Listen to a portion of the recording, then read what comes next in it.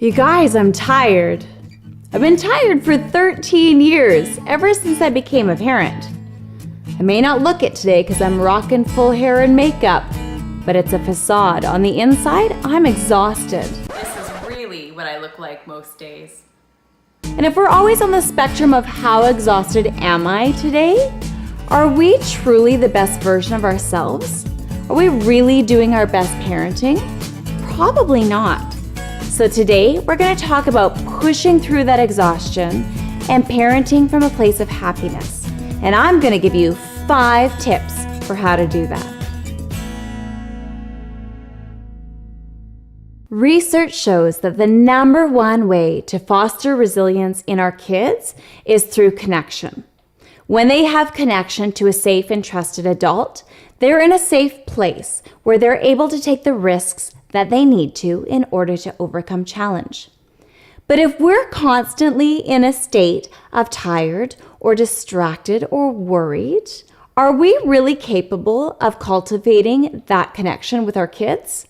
And I get it, life is busy, we're overwhelmed, but what can we do to be more present with our kids? Tip number 1, slow down. I used to think being busy was a badge of honor, that it was me as a mother saying, I can do it all, I've got this. But truthfully, it was really overwhelming. And recently I have found freedom in unscheduling myself. How can you slow your pace? Does your child really need to have a play date every day after school? Do they need to be involved in multiple activities at once or attend every birthday party? Probably not. What's worked for my family is that I have allowed my children to do one activity per season. That way I'm not driving all over town every night from one practice to another. And often we can have dinner together as a family at the table. Another choice that we've made is to carve ourselves out some time where we're not obligated to anything. For us, that's the summer. We have 2 months where we have no activities, and our primary focus is to connect and enjoy each other as a family. Tip number 2, be present. The easiest way for us to be present is to put our phones away. I know you hate me a little bit right now for saying it because it's cliche, but it's true. And by putting our phones away, we're modeling good priorities for our kids. We're showing them that the people right in front of us deserve our full attention. And let's be truthful, our phones can be really distracting.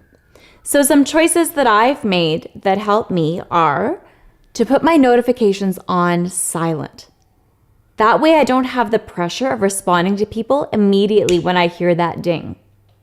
Number 2, I've decided to not check my emails after 6 p.m. I'm setting boundaries for myself and setting aside time that's specifically for my family. When we are less distracted, we're capable of having more fun and enjoying the people that are right in front of us. Number 3, be intentional. Happiness is a choice. It really is.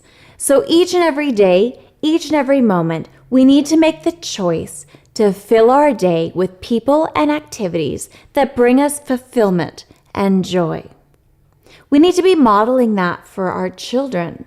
They need to know that happiness is intentional and purposeful. And it really goes back to that self-care.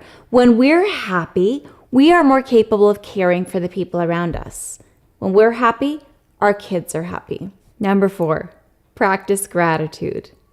In the culture of social media, it is so easy to get caught up in comparison, where we're looking at our own family in relation to others, our own children into comparison with others. But when we have that mindset, we get caught up in our have-nots. So push aside those have-nots and focus instead on the blessings that you do have. What is going well? When we practice gratitude, it puts everything into perspective. We all have multiple blessings in our life each and every day. And when we're focusing on the beauty around us and the things that are going well in our family, it's much more easy to be happy. So practice gratitude and practice it often. Practice it with your family. Ask your kids what they're grateful for. You might be surprised what they have to share with you. Tip number 5, show compassion to yourself. This is the hardest tip, and don't I know it? We're often so quick to show compassion to other people. When things aren't going well, we tell them it's going to be okay. Have faith. Be strong. You're doing the best you can. But how often do you turn that compassion towards yourself? Parenting is the hardest thing we'll ever do. There's no rule book or manual. It's different with each kid. It's different in each moment. As our kids are growing, things are going to change, and we're often not sure what's the best course of action. We're going to screw up. That's inevitable. But just remember that the mistakes that we make are often very small. It's so rare that we make a choice that's life-altering. So go easy on yourself. Remember that you're doing the best that you can, and tomorrow's a clean slate. That's all I have for today. I really appreciate you listening. If you like this video, please subscribe to our channel and leave us comments below.